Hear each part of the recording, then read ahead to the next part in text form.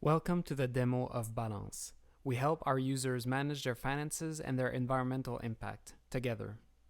We believe that today, more and more people realize that they can't look at their money the traditional way, that is, only through the lens of a financial bottom line. There are consequences to the economic choices we make, and at Balance, we want to reinvent the way personal finance is done so our users can easily understand what their choices mean and are able to live more sustainable lives. Let's jump right in. We just logged into our account. A note to say that everything that you'll see is a live prototype with actual data. Now, this looks a lot like what you could expect to see when logging into an app like Mint for the first time. But we have no transactions and no linked account, so it's empty. We can go ahead and connect our bank accounts using our integration with Flinks. We simply navigate to our profile and enter our information. Slide the slay bug with the Flinks iframe, but nothing to stop our very smart demo user from pulling in all of his transactions. Now going back to our main screen, we now see our recent transactions and accounts. Now I want to move your attention to the two most recent transactions. You have the usual elements you would expect here, like the date, transaction details, and an automatically assigned category. But if we look to the right, we have the dollar amount and also the amount of grams of CO2 equivalent that this transaction approximately generated in emissions. In a nutshell, the bigger that number, the more pollution was emitted. For transactions, this is determined by considering the category of the transaction and the amount. So for two transactions of very different prices, like $62 at an ATM and only $24 of charity donation, the emissions estimate are comparable because on average, everything that goes on in a charity emits more CO2 per dollar than an electronic transaction. Now, what this allows us to do is provide the usual historical spend graphs and categorical breakdowns, but always with the associated impact, so users can easily gain awareness of their major sources of emissions. If we jump into reports, we can see the full list of categorical breakdowns with both spend and emissions. The power of looking at things this way is shown by taking a look at this particular month. If we were using any other personal finance tool, it would show us that most of our money went to the personal, business, and finance category. Great! But with Balance, we can sort by carbon emissions and surprise, airlines jumps to the top, even though we only spent $126 out of our $3,400 of monthly spend. So it represents the vast majority of our emissions.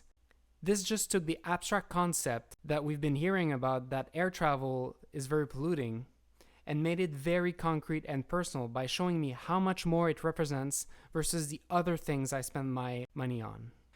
Some behaviors can be improved, and we'll touch on that in a little bit, but some can't. If I absolutely had to take a flight and could not substitute it for, by instance, taking the train, then maybe I can purchase carbon offsets instead.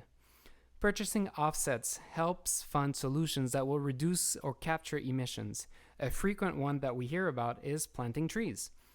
We allow our users to purchase offsets easily and with confidence and take care of screening partners to make sure that every cent has the most impact. Users can decide to subscribe for a fixed monthly amount where $15 allows an average North American to go carbon neutral. Users can also choose a dynamic subscription, such that we will determine the exact amount that is required to offset the emissions created by the user in a given month. This will then show up in their graphs so they can see concretely the impact of the offsets. While we think offsets are good, being able to simply reduce the amount of emissions to begin with is even better. To help our users understand their options, we're allowing them to dive into transactions, that is, to track things at the product level. To demonstrate this, let's add a new transaction manually, but keeping in mind that this can be done on any transaction that was important through Flinks.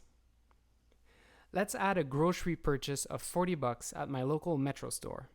You can see right away, I'm being told that on average, $40 of groceries has a certain amount of emissions. But without knowing what the person actually bought, it's actually quite hard to get that figure right. $40 of steak versus $40 of tofu is quite different. What we allow users to do is take a picture of their receipt so that our AI can automatically extract the categories of products that they bought. This could also be done with an integration with the store's loyalty program. Once the products have been recognized, we can show a report of what products are eco-friendly and which ones are not with very simple color-coded scores. Looking back at the impact for the transaction, it jumped to about 68 kilogram. That's a lot more. Now, making our way back to the reports section, if we look at the products tab, we have a distribution of how much we spend in each category of products. What we'd want is to buy less of the E's and more of the A's. That would reduce our overall impact. Below, we have a similar spend and impact chart as we had for transaction categories, providing us with insights into which of our economic decisions are having the most impact at the product level. But how can we improve concretely? Let me show you how we make this easy for our users by clicking on Recommendations. Here, we show the products that are responsible for most of a user's emissions. For each one, we show the user how much it represents in spend and in emissions. We then show a list of substitutes that have less environmental impact. We show the potential financial savings as well, showing that often lower impact also means lower price.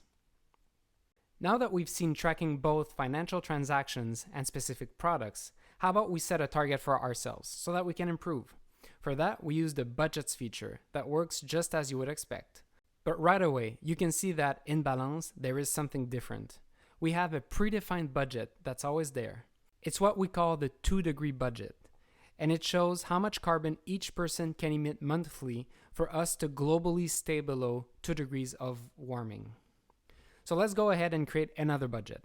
Because we're tracking products as well as transactions, we can create budgets for both.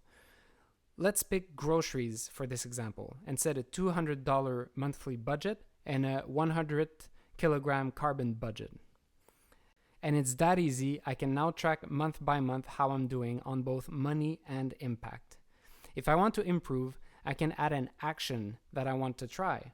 This brings up the familiar recommendations page where I can decide which potential action interests me and which doesn't. For the overall product, understanding what types of actions each type of user wants to try and actually works will help us build personalized transition plans for all of our users. To sum up, Balance reinvents personal finance. For this crucial new decade in the fight against the climate crisis, we need the tools to help us improve. We need awareness, clear information, and easy and personalized action recommendations. We need the right tool to help us bring balance between our finances and the environment. Join us at joinbalance.co. Thank you.